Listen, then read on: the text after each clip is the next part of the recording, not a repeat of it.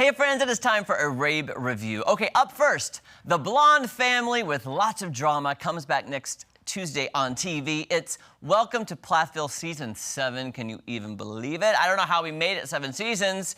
And to think about where this show started and where this family is now, I'll be honest, it's very sad.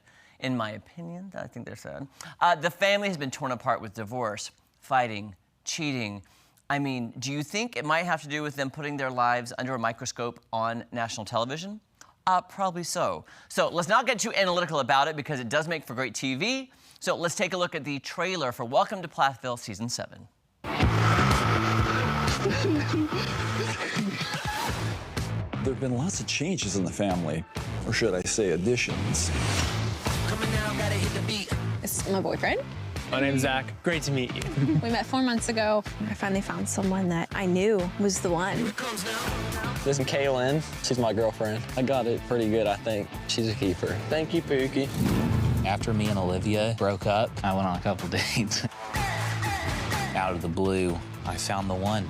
And the second time around, the absence of drama is amazing. In no situation would I ever want any of that back. We're so cute. Veronica thinks that my family was out to get her, and Olivia thought the same thing.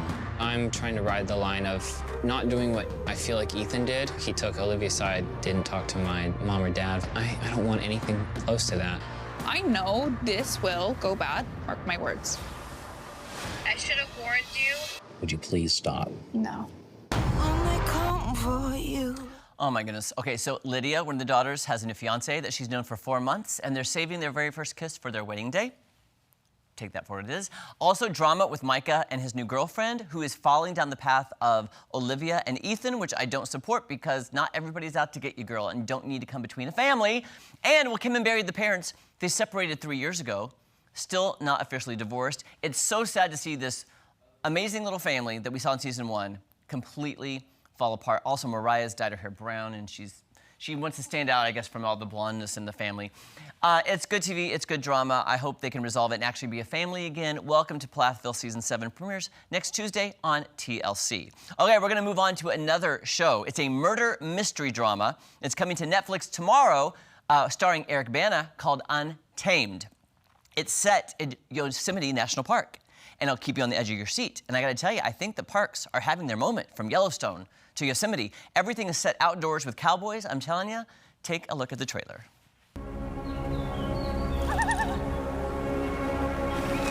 People come here to explore. See maybe 10% of the park.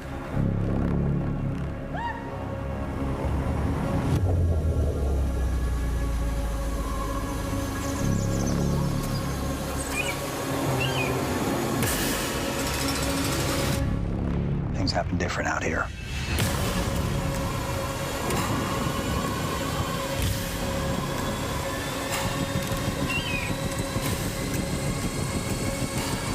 He's coming.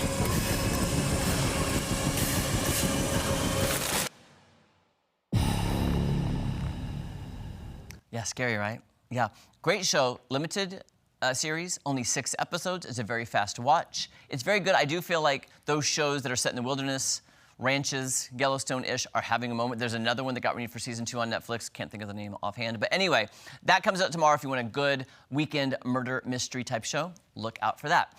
Also, coming up, guess what? A new show is coming to Fox this Friday night, okay?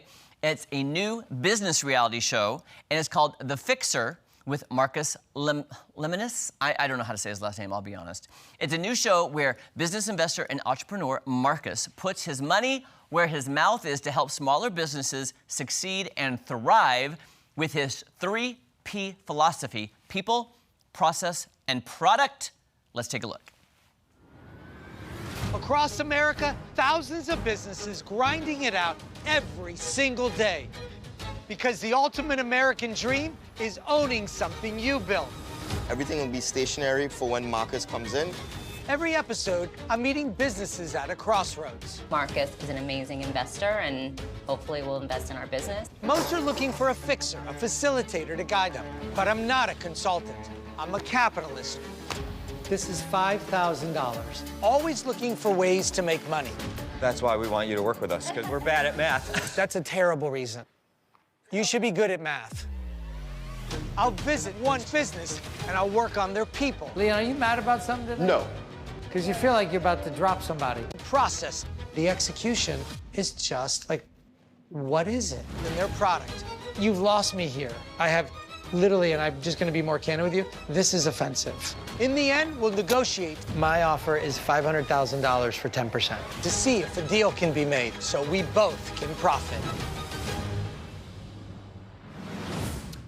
So this show kind of reminds me of a cross between Shark Tank and Bar Rescue. Because he's going into these businesses, but he's also offering money for a part of the business. You know, that's how it is. But I like the take on it. He's very smart. He knows what he's doing. There are 8 businesses featured in this first limited series of season 1. There are back-to-back episodes starting this Friday night on Fox. Give it a chance if you'd like to see local businesses, how they work, how they run, and seeing how he can hopefully help change their trajectory and not have to close. So that's what I like, is saving local businesses. Check that out this Friday night.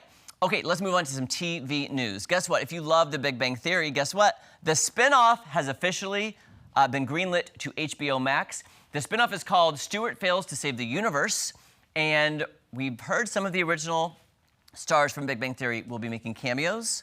So if you're into Big Bang Theory, guess what? Stuart Fails to Save the Universe, coming to HBO Max soon. It has been greenlit. Also exciting, one of my favorite shows of last year, High Potential. It's coming back, and it has some great new stars. Mekhi Phifer of ER fame and Steve Howey from Reba, who we love, are joining the cast for season 2. We'll have to stay tuned to see what they're doing, but I love them both, and I think they'll be great additions to this already fantastic show. Love it so much. Also, some Selling Sunset news. If you've been craving it, they are shooting, they're filming, but guess what? Famous name joining the group. Sofia Vergara's sister, Sandra Vergara, joins the cast of Selling Sunset for season 9. She's kind of like a cousin, but adoptive sister. But anyway, she has joined the Oppenheim group with all of the realtors, so be looking for that. Also, Property Brothers, guess what? There's a little bit of drama with them.